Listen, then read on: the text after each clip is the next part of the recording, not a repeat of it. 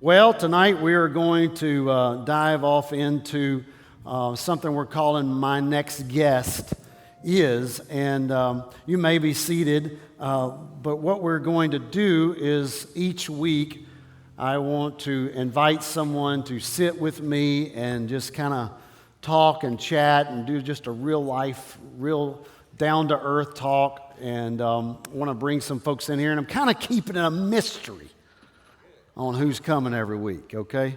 So I know y'all probably expecting Tom Cruise or somebody like that, Top Gun or something, but I got somebody even better than that. And that is, I'm so honored tonight to have as our first guest on this Wednesday night, a friend that goes way, way on back for me, and that is Pastor Jim Kilgore. And I invite him up tonight. Would you put your hands together and welcome him? Pastor Jim, you sit right over here, and I want to introduce him a little bit more as we get this kicked off and tell you a little bit about him. He pastors a church in Houston, Texas called Life Church. And it's the church I grew up in. It's my home church. And his dad was my pastor growing up. And I say I have two pastors in my life, the one that raised me and the one that raised me in the ministry. And Pastor James Kilgore raised me, and Pastor Rex Johnson raised me in the ministry. And I just love this gentleman that I'm about to really let you get the honor of meeting, but he took his dad's church and has done an incredible work, and it's Life Church in Houston, and I am so honored. But let me tell you a little bit something else about him that he didn't know I was going to bring out tonight. Boy. And that is, he was my basketball coach. He was my basketball coach. Used to run my hide every morning in a neighborhood in Houston, getting us ready to play basketball. And Pastor Jim, I got to tell you, I know you probably know this because I'm a lot younger than him. But I'm about 8 years, 7 or 8 years younger than him. So you can imagine, I really looked up to Jim Kilgore. And I hate to say idolized because then the Christian folks get really serious that he was your idol. But he was a hero to me. I looked up to him. If Jim Kilgore got penny loafers, you know I'm talking about the 80s right now. Oh, yeah. Nathan Keating had to get some penny loafers. If he wore corduroy pants, I had to get some corduroy pants. And he probably didn't know that, but he had a mean bank shot off the backboard. See, I watched you. You had a mean, I don't know if you still got it. No, many years ago. You still, but he had a great bank shot, and I tried to learn the bank shot, and it just never was my gifting on the bank shot. But that is who Pastor Jim, again, pastors a great church out in the Alameda area of southeast Houston. And doing a great work, and he can tell you a little bit more about that in a second. But I'm so pumped to have my old friend with me and my basketball coach, and just growing up. And what I've heard is I was possibly the best 5'9½" blue-eyed guy named Nathan you ever coached. I mean, I'm just. You were awesome. You were awesome. He was. Had the best jump. He could jump higher than anybody that I ever coached for 5'9". He jumped like a 6'6" guy. Yeah. I used to play forward. See, I told you all that stuff, but Yeah. I need you to hear it live. Listen, we were playing in a tournament in Arkansas, and they came out with a game plan that they had to stop Nathan. He was our go-to guy.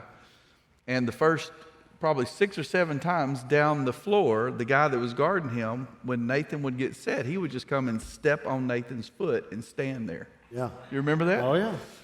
And so I kept telling the ref he's stepping on his foot, and in a minute, Pastor Nathan laid hands on the young man, praying for him, removed him from his foot, and prophesied about what would happen if he would step on his foot again. Nathan was a great player.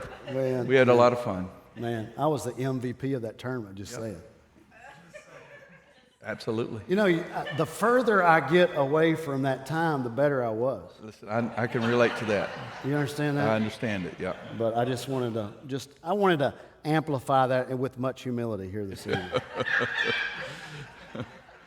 Now, I want to ask Pastor Jim a few questions, and I want to have fun with this, but I want some deep moments and some hard questions, some easy questions, and just kind of let you hear the heart of a great man of God.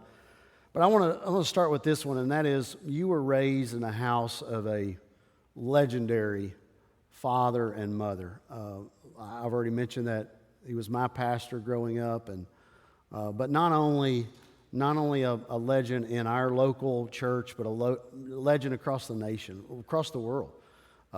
People during that time just so loved and respected your father, and I know you were raised in that house, but both of your mom and dad have passed on. But what would you want people to remember about your parents? Let me first allow me just to say how thankful I am to be here tonight. This is awesome. I just love what I feel, love being here. Of course, love being with Pastor Nathan, Pastor Adina, and love this family so much. Thankful for what the Lord is doing here, and see just great things that God's got for you in the future. So my mom and dad were absolutely amazing people. My mom has been gone 22 years, and my dad has been gone 8.5 years. And what I would want people to remember about them is the level of compassion they had for souls. Dad preached some great messages. They had great ministries, but the root of all of that was the fact that they had such a burning desire to reach people. And I watched my dad. He was very innovative as far as starting new ministries. I mean, I can remember when I was just a 10, 11-year-old boy, we had a mission in downtown Houston reaching for homeless people. I mean, that was way back before homeless ministry was popular. Every Sunday we did that. Bus routes, going into homes and getting children out of bed and dressing them while their mother and father would be drunk or passed out. I watched my mother do that. And so I would want people to remember how compassionate they were to reach souls, how incredibly innovative they were to try whatever they could to reach people with the gospel of Jesus Christ. And then, you know, one of the things I think we do is we have a tendency to turn people into deities almost after they were gone. And while my mom and dad were amazing people, I think that one of the big things that people need to remember is they were just a man and a woman that completely gave themselves to the gospel of Jesus Christ. And because they did, God used them in a great way. That last song, when we were singing it, I was thinking about Dad, because that would have been something that Dad would have preached. Yeah. That would have been a message, and he would have lived that song of giving everything that he had if he could have more of Jesus. Yes, sir. I totally agree. That was their heart, their mission, and both your mom and dad, and loved people, man, loved people. They, you know, if you go to a church of the Pentecostal experience in Houston or anywhere around it, it's somewhere probably out of the church that your dad and mom pastor. There's a root of it out of that church that was started out of that church or something. And I remember that growing up. Last time I counted, there was about 25 churches in Houston that were birthed out of our church. Yeah. And yeah, pretty amazing. And that's in every kind of background, every kind of neighborhood, very diverse, the men that came out of our church. And I mean, that was another thing that Dad did, that was very innovative. He started reaching into different cultures, trying to bring the church to where it would look like heaven with every tribe and nation and language. And we had, translators into 2 or 3 different languages way back when, 20, 30, 40 years ago. I better say 40 because I realize how old I am. But that was very important, and I'm thankful for that legacy of starting those churches across the city of Houston. Pastor Jim, I was thinking today, when I was a kid, 10, 12 years of age, I remember missions conferences where at that time, that church was giving over $100,000 to missions. That was a long time ago. And I think things like we're big in missions. We give a lot of missions from our church.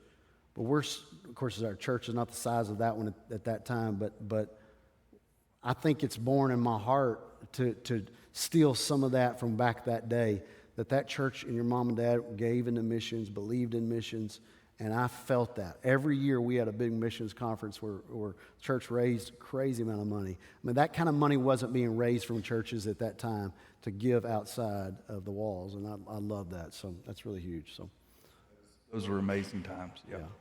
So there's a funny commercial that is, I love this commercial because it's this guy, this psychiatrist that is just going to fix everything, and he's got a few folks that are a little dysfunctional, and the dysfunction he's trying to work out is trying to get them to teach them not to be like their parents. I love those commercials. They make me laugh so much. But I got to thinking about that. What do you see in your life that makes you think, man, that was just like my parents? Well, so I'm probably more like my mother than my father. I don't know if that's good or bad. I kind of like it, but so mother loved flowers, and I hope nobody takes this the wrong way, but I like to just get out and work with flowers and work in the yard. That's sweet, Pastor Jim. That's part of, it's just in me to look at plants. Yes. And so, sometimes I'm out there and it's like hot and, I was like, what? And then I just remember, well, I watched my mother do it. I love birds in my yard, so I have bird houses, bird feeders. That's what Mom did. As a matter of fact, we had a neighbor one time that had a BB gun, and he would shoot the birds, and Mother could not stand it. It was the guy I went to school with, I was good friends with, and she was out in the backyard one day and heard him shooting that BB gun, and she decided she was going to teach him a lesson. And so she heard him fire the BB gun, and she fell down on the ground and started screaming, "Oh, that's awesome. I'm hit. And she, comes stumbling in the house, and then she gets in the house, and I think I really taught him a lesson.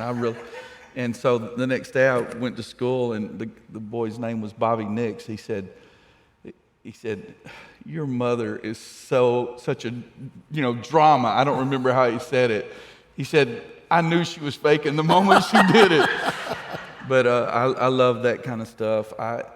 My dad was a sucker for a sad story. He gave out hundreds of dollars, and sometimes I'm standing there on Sunday and somebody will come up and I find myself reaching in my pocket before they're even through, and I think, oh, there is Dad in me. I'm giving out money.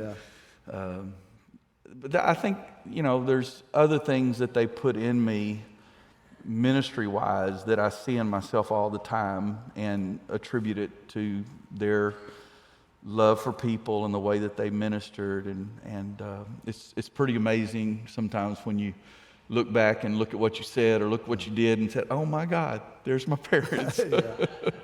That's happening to me. Yep. You have 3 adult kids now, and great kids.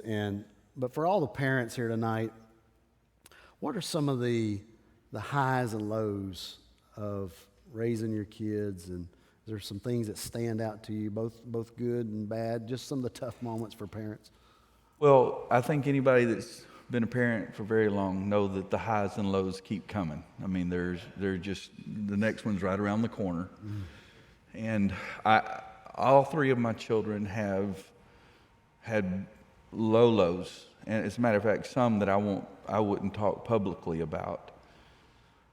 But, you know, as for me, parenting, the day my oldest son left for the Marines was absolutely a traumatic day, because it was more than him just going to go to the Marines. He was at that point saying, I'm turning my back on what you're doing, what our heritage is, and left and took a real long journey and away from God. That was a difficult time. I remember getting a phone call from my middle son, Benjamin, and he was going to college at North Texas in Denton.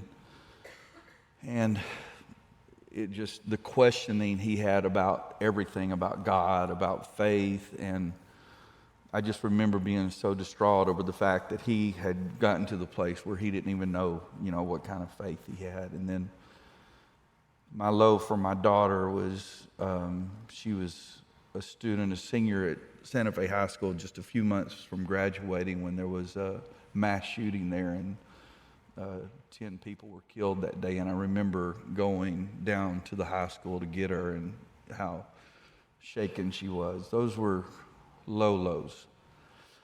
The highs are that all three of my kids love God with all their heart. That's awesome. I love that. After a long journey, the Lord brought my oldest son back. He's pastoring with me now. He's an amazing preacher. My middle son is coming back on staff 2 weeks from now. Is going to be our teaching pastor.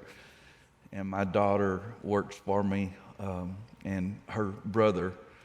And they all love God. They all love the church, and they're just awesome kids. Yeah, my oldest son's married, has 3 children, and just a week ago this past Monday, gave me my first grandson. So that's definitely high. But I think for parents to really think through the highs and lows is they're always going to come. They're always going to be there. I don't know what else is going to happen to my kids, but I'm sure, just like happened to me, there's going to be highs and lows.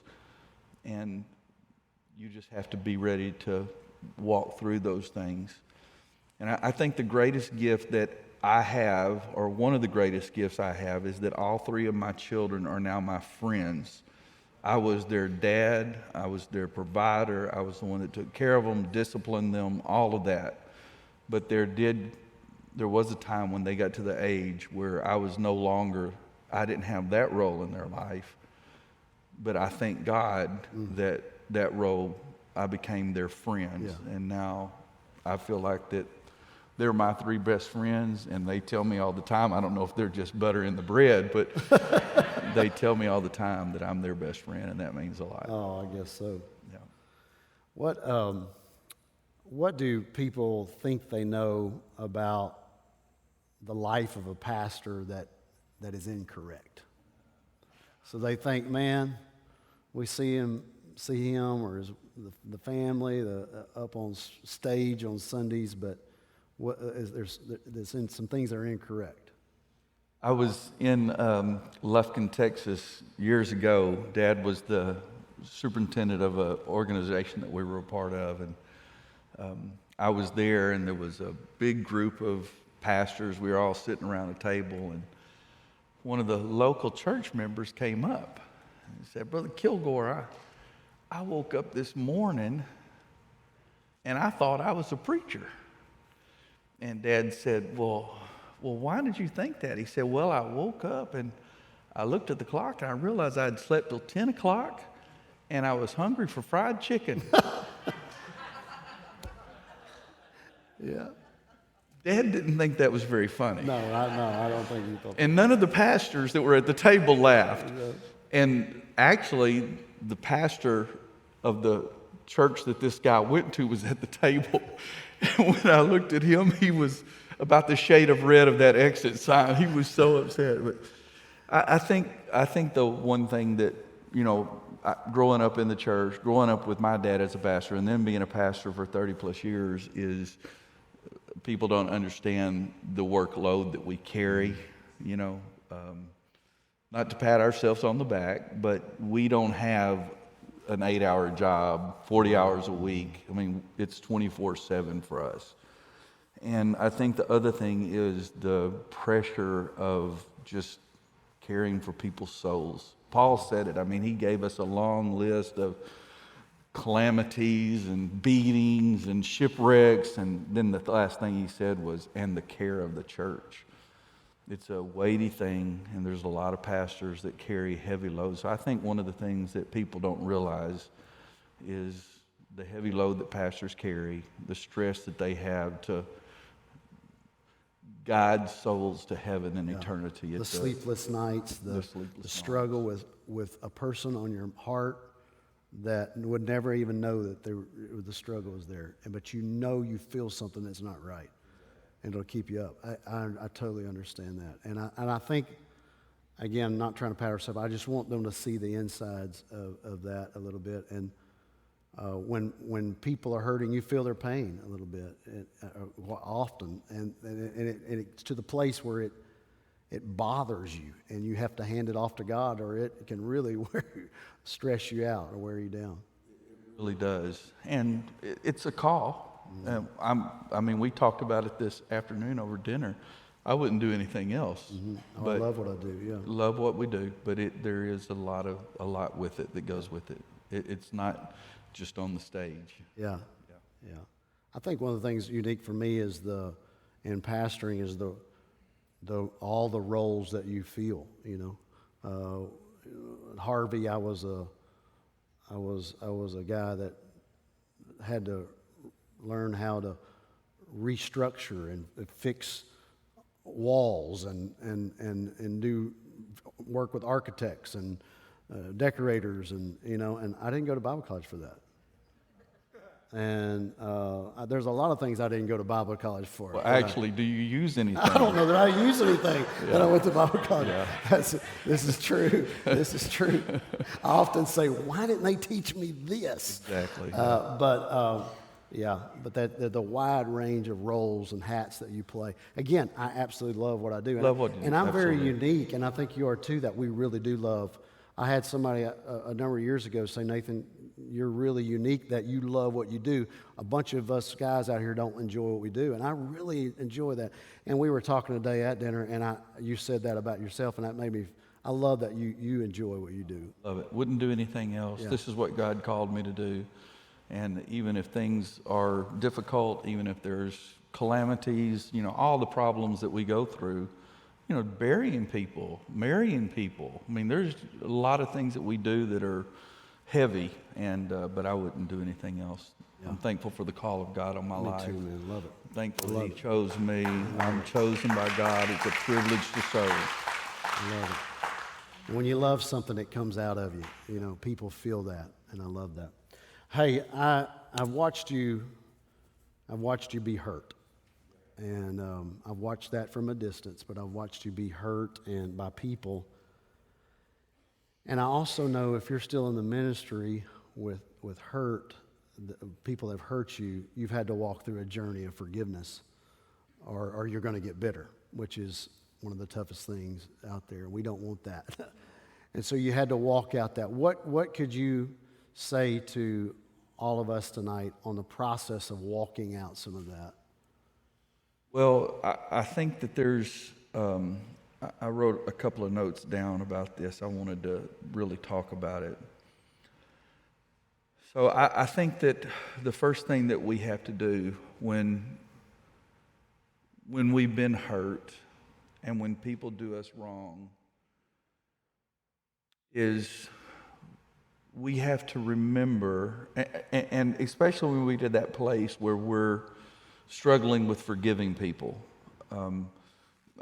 Listen, I think forgiving people is one of those things that we do over and over again, because I think the enemy knows our weaknesses, and he's always going to bring up hurts. I mean, and we shouldn't be condemned about that. We shouldn't feel condemnation. Oh, Lord, I thought I'd forgiven that person. No, that's the enemy trying to get a hook back in you to take you to that place of bitterness.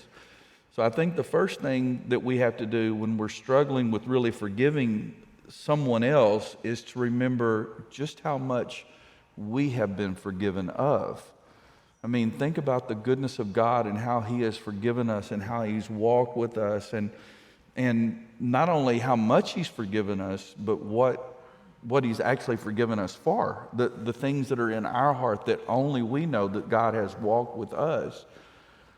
And truly, because of the way that humanity is, I've been hurt, but I know that I've hurt people. Yes.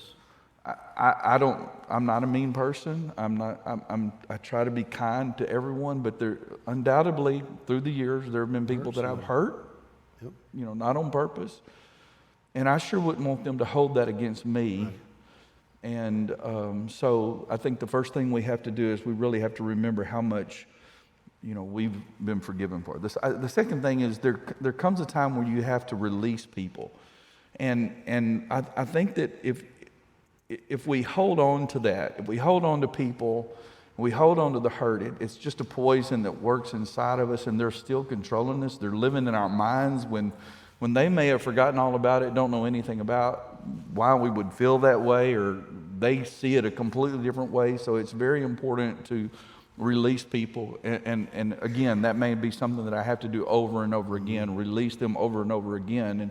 And I'll be honest with you, there's people that I have probably prayed 50 prayers over or more, asking the Lord to help me to forgive them again, just because it keeps coming back up in your mind. And again, that's not something to feel guilty of. It's just something that happens.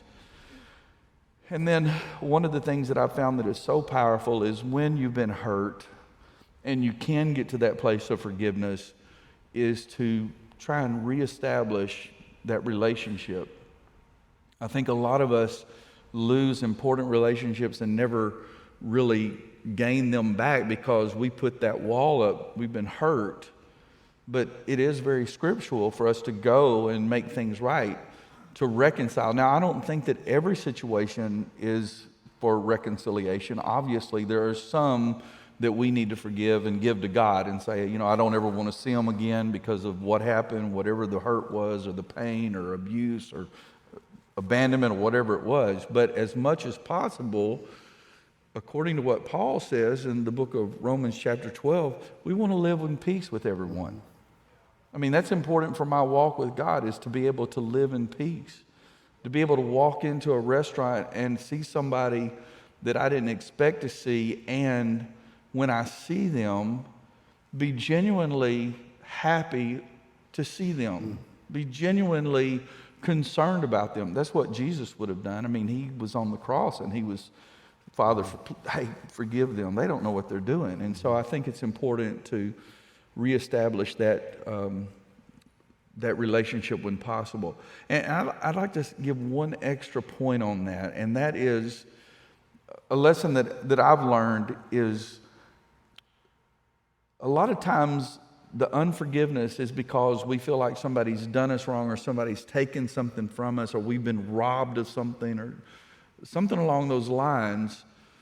And as long as we concentrate on that, I think it's very difficult to us really be thankful for the blessings that God's putting in our life right now. I know people that are blinded to all the good things that God is doing for them because their eyes are so focused on the things that have happened in their past. Paul talked about it, leaving those things behind, reaching for those things which are ahead. And so I think a natural process for us to really have a forgiving spirit in our heart is for us to get to the place where we see the blessings of God in our life right now and know that our Father who loves us, He's constantly going to pour good gifts into our life. And actually, when I look at the hurt and when I look at the dreams that have died and the things that have happened in the past because of situations, I see now that God has actually given me greater relationships and greater dreams than I would have ever had on my own. Sure. But if I stay back in those places of hurt, I can never walk into those beautiful places that God has for me. Good stuff. And I just would encourage anybody that carries, any type of hurt like that, look around you, count your blessings, see what God is doing, and realize that what God has got in your life right now is better than what he had when that situation happened, and let that go. Yeah. I've heard, I really like the statement of, when you're forgiven, when you no longer seek revenge. That's good. And that's kind of that what you're saying. You walk in a restaurant, you see someone, and you're like, ooh, I wasn't expecting that. And those feelings come up, and that doesn't mean you're a bad person or that you haven't forgiven. Right. But you just, it comes back up again and it struggles again. But when you're genuinely happy for them being blessed or whatever, and you're not seeking revenge, you're not raising the fist, but you want to see them blessed, even though they may have hurt you, but you walk through that process, right. And God helps with that. Yeah. Well, it's the words of Jesus. Bless them that curse you. I mean, it's a difficult place for us to get to. But when we get to that place where we're blessing people that have hurt us, and when we're genuinely happy for them, I mean, that is like we're becoming more and more like Christ, which is our goal, to be Christ-like. Yeah. Good stuff. Thank you. I don't know if you folks know this or not, but this is something else that I wanted to say about him that y'all probably do not know, but we support Ima's House here. Y'all have heard us say that a gazillion times. He's the founder of Ima's House. So he has established an incredible orphanage in the Philippines, and we want to go, Adina and I want to go so bad, and possibly later on in the year we may get to, but I just really appreciate him founding that and doing such a great job with that, and we're honored to be just a little bitty part of that, and thank you for that. But what I want to ask you about that is share the burden of how that came about. Well, first of all, thank you guys for supporting and helping, and it just means so much. I thank you for that, and it always is such a blessing when y'all give, and it just blesses me. And I want you and Dina to go so bad. Hopefully this year you can go with me, but if not, maybe next year the two of y'all can go with Nancy and I, and we'll have a great time. So, okay, I could talk an hour about this, but I'm going to give you the condensed version. My family's always had a burden for the Philippines, passion for the Philippines. We've built churches, Bible colleges there, spent a lot of time there, and I started going to the Philippines 35 years ago. So I went many, many years preaching conferences, teaching pastor training, teaching in the Bible college. I mean, I was going quite a bit. And your dad's later years, he actually even lived over there. He lived there, yes. Dad lived there and ministered there. That was really a big part of his burden. But about 11 years ago, I was there for a conference, and we were preaching at this conference center. It was about 10 miles from the hotel, but it was the rainy season. And so the traffic in Manila is horrific, as bad as any city in the world. And so just to get from the hotel to the venue it's a 10-mile trip, but easy, an hour and a half.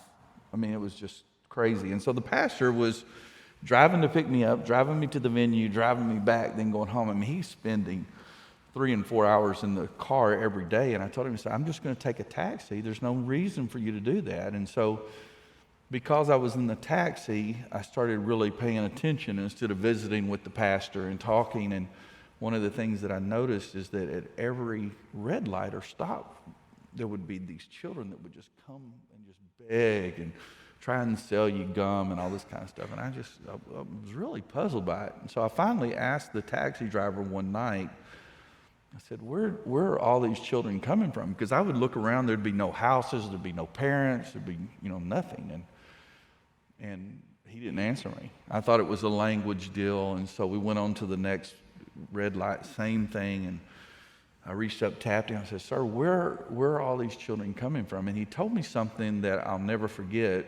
He said, "Sir, this is the national shame of the Philippines." I'm like, what are you talking about? He said, "These children are street children. They live on the street.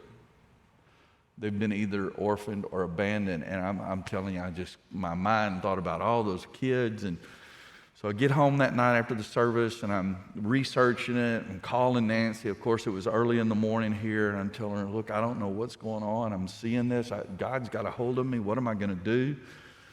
And the next day, I'm riding to the venue again, and we stop, and it's raining, and there's a little girl. She must have been about 4 or 5, is standing in the middle of this 4 or 5 lane freeway. Cars everywhere, and they just weave in and out. And this little 4 or 5-year-old girl, and she's got her hands up, rain's falling off of her lips are trembling. And I said, "God, what do you want me to do about this?" And he spoke to me in the back of the home, that cab. He said, "Build a home.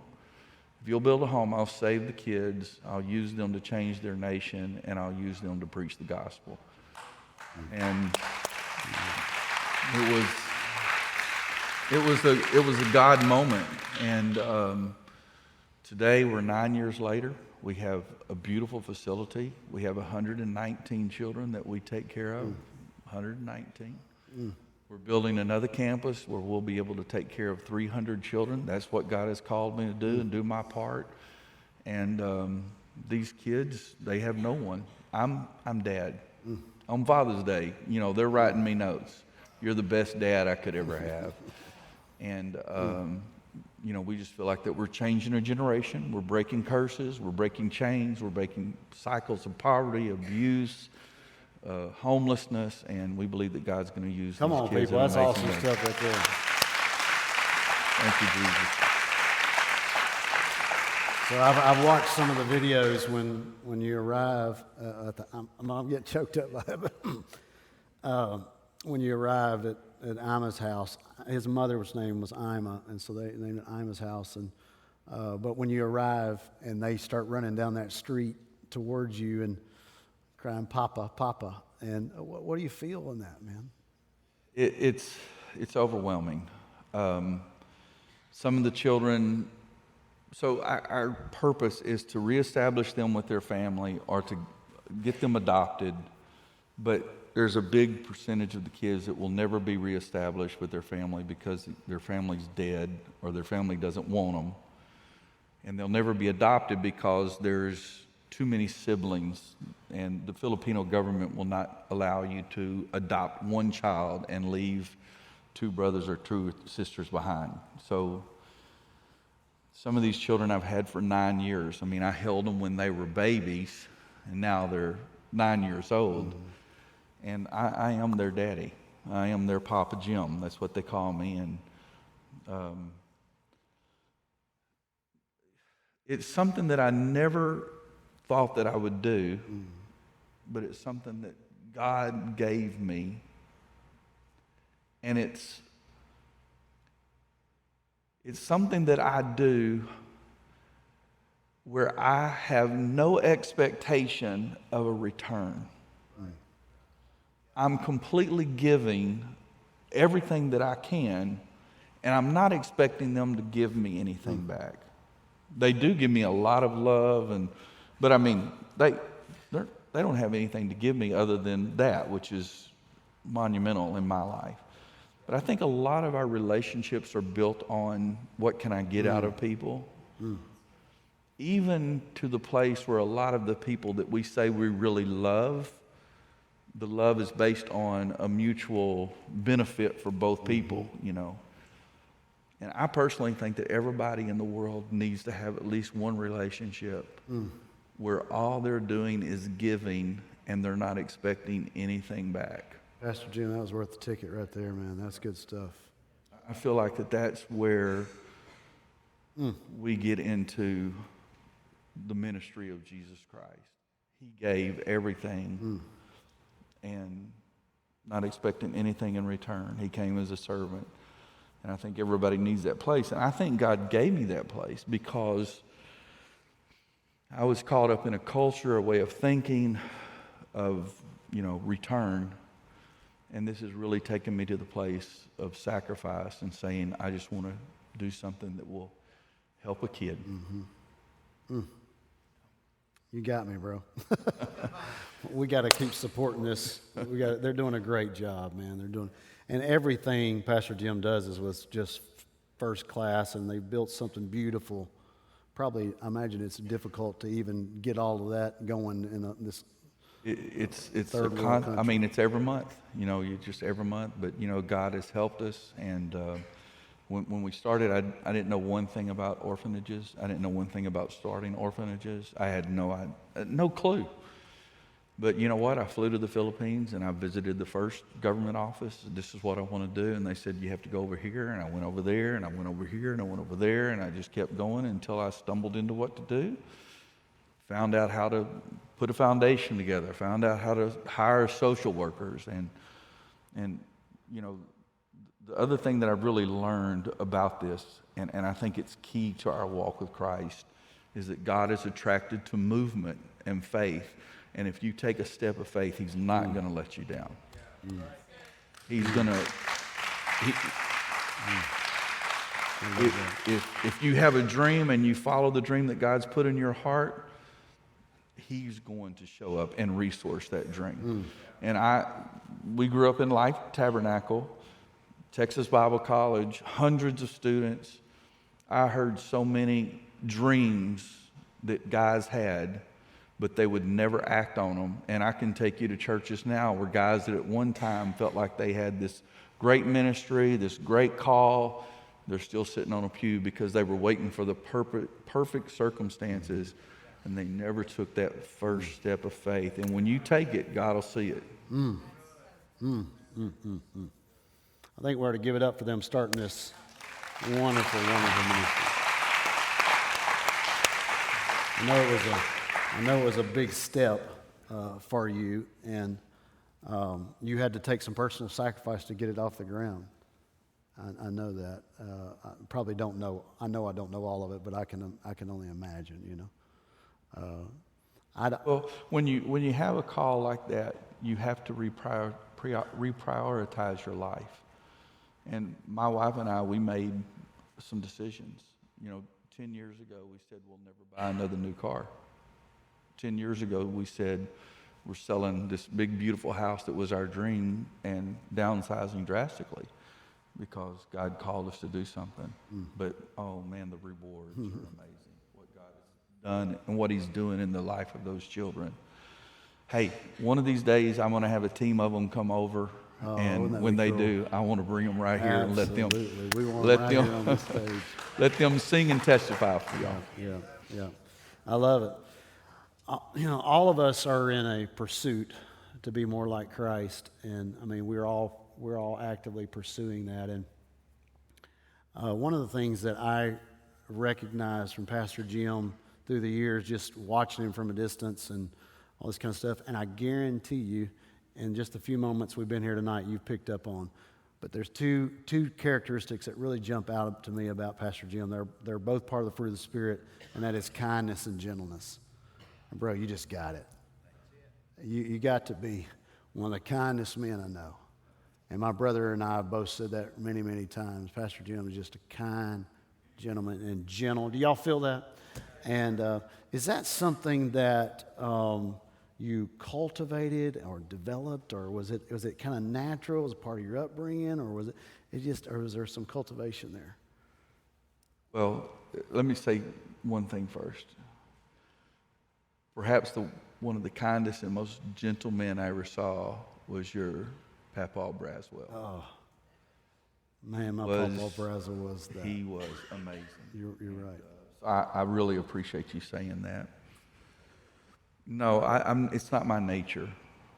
I recognize that God has given me the gift of kindness, and I don't say that boasting. I mean, I feel like that's something that God's called me to do. There's enough mean people in the world. Why do I want to join that rank? I want to be kind to people, and I want to be gentle. I feel like Jesus was gentle in His spirit, so I want to be gentle. But that's not my nature. But when I was a young man, I learned the lesson that I feel like is the bedrock for being kind to other people, and that is, doesn't seem like it makes sense, but it's taking personal responsibility for your life. So I went through some things, and I had to take some personal responsibility. And this is what personal responsibility will do. It will make you wonder why you said that thing that you said. And where did that come from? And it'll make you look at the time that you lose your temper and say, why did you lose your temper? And, a lot of people just blame stuff like that on, well, if I'm just the kind of person that if it's on my mind, it just comes out of my mouth. Well, that's not very wise. And some people say, well, this is just the way the Lord made me. The Lord made me with a temper. Well, that's not very wise. We have to take responsibility for those changes and ask the Lord to change us. Nathan, growing up, we, of course, heard about the fruit of the Spirit in Galatians chapter 5. And at the end of that list was an old word, temperance. We didn't really, we quoted it, but, we didn't really know what that was. But really, the root of temperance is self-control. And while it's the last of the characteristics that are listed there, I've come to really believe that it is the most important. I believe that self-control is the most important. And I'm not saying I have the power. It's a fruit of the Spirit. God helps me to have self-control. Because it's the self-control that battles the works of the Spirit that are just, the works of the flesh that are just a few verses up, Because you can have love and peace and joy and still have the works of the flesh at work in your life. But when you get to that place of self-control, it's like the captain.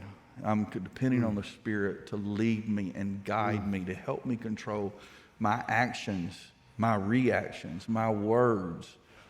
And I truly do want to walk like Jesus did. And I want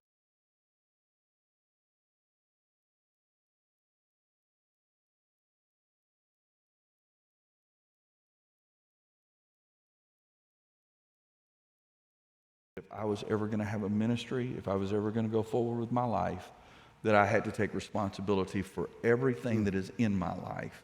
And when I take responsibility and bring those things under control, then the natural flow of the Spirit comes out of me and represents itself in me as a kind, gentle person. This is a fallacy that people believe, that Christians can be arrogant. There's no such thing as an arrogant Christian. There may be arrogant people that act like Christians or say that they're Christians, but there's no such thing. Right. If you're truly a Christian, you're going to be meek, lowly, gentle of heart. And so that's, I hope that made sense. Oh, it's beautiful. I love it. I hope that made sense. I love it. We've got to start wrapping up, but what do you do as a hobby for your emotional health, like to help give you a breather? Well, I already mentioned working in the yard, but the other thing that I started doing, and I actually, Nathan, I started this the day that my dad fell and hit his head and injured himself where it would take his life. I started doing woodwork. I had to have something that would just help me to get away from, all of that pressure, the grief of Dad dying. And so I have a little shop, got all my saws set up, and go out and build things. I love that. That's my hobby. You want to be like Jesus, a carpenter. Well, he was a carpenter, but that wasn't the intention. But it helps me just lose my mind. I've got a couple more questions here. We'll try to, in the current, this is a big question, so maybe just kind of hit and run. But in this current culture, how do you recommend walking out faith? And I know that's probably a question we could stay on the whole night, but what does that look like for you? I'll try and be concise on this. I think that a Christian every day should walk with two things, faith and hope. Faith is always for the moment. hey, God's got me, God's going to help me, and the hope is always for the future. God has an eternal home for me. And when you can walk that type of life in any situation, in any circumstance, in the culture that we're in that's going to challenge you, that's going to fight against you, that's going to laugh at you, that's going to mock at you, you cannot let them steal your faith. You cannot let them take what, hope. Hey, I don't care what's happening in the world. I know who's in control. My God's in control. And you may think that the world is full of chaos, but I know the one that has everything in his hand, and God's got me. God's got me. The second thing there is I walk in the hope that I am going to make heaven my home, and that those things guide my actions then. Yeah. So the walking in faith is being led by the faith that I have for today and the hope I have for tomorrow. But how do you play that out? Well, we grew up and we've heard, we've quoted, we've preached, I beseech you, therefore, brethren, by the mercies of God, that you present your bodies a living sacrifice, holy and acceptable unto God, which is your reasonable service. Be not conformed to this world, but be ye transformed by the renewing of your mind, that you may prove what is the good, acceptable, perfect will of God. We've heard that. And so those two verses are very spiritual. It's easy to spiritualize them. The rest of the chapter, Romans chapter 12, is just practical stuff. And I really feel like that's how we live our life. And I cannot get through reading chapter 12 of the book of Romans without feeling conviction, because there's going to be something there that I'm going to say I'm falling down on. So it's just simple, practical things like don't be fake. Really love people when you say you love them. Don't think you're too big to sit around with just ordinary people. It's just over and over again, these just practical things. And I really believe that's what the world is looking for, is just genuine people that are kind, that are loving, that show compassion. I am not a Christian that wants to get up and rejoice over anybody's failures. I want to be the Christian that gets along beside of them and say, hey, man, you can do better. God's got more. He brought me out of the miry clay. Who am I to talk about somebody else's miry clay? And so I want to be that type of Christian that just loves people, walks with people, helps people, gives to people. Really, I would just encourage everybody sometime in the next couple of days, read beyond the second verse of Romans chapter 12 and just see what Paul said on how to live your life. I want to say one more thing before I ask you this last question is that our church maybe doesn't know also is after Harvey, it was a dark time for our church. When you lose your entire campus from one end to the other, and you can't even have church on the grounds. It was one of the most stressful times of my life. And for that next 9 months, first 6 weeks we couldn't have church here, but then the next 9 months. But that was stressful. We were spending more money than we had. I felt people finding, losing. You feel that losing people during those times, and oh my Lord. But anyway, a check came in the mail. Open it up, and it said Life Church and signed Pastor Jim. And they sent us, I can't recall exactly right now, at least $5,000 or $10,000 to our church. Nobody else was sending us money, and it was like it didn't pay for everything, but it was like a light in the darkness. And I honor them today. Thank you. And so I will tell you this, Pastor Jim, we've passed that on. So I've tried to do that to other churches now since we're on our feet getting other church blessed. My brother went through those same things, and I was able to do that. And I talked to Brent, and he got a check from Pastor Jim too. And but I tried to. We've tried to do that in other houses to pass that on. Thank you for sowing that. But what's the best piece of advice you've been given, and why? So the best piece of advice that I've ever been given, was at the lowest point of my life. I don't like to admit this, Nathan, but I have buried my nose in the carpet and asked God to kill me. I've had hurts that deep.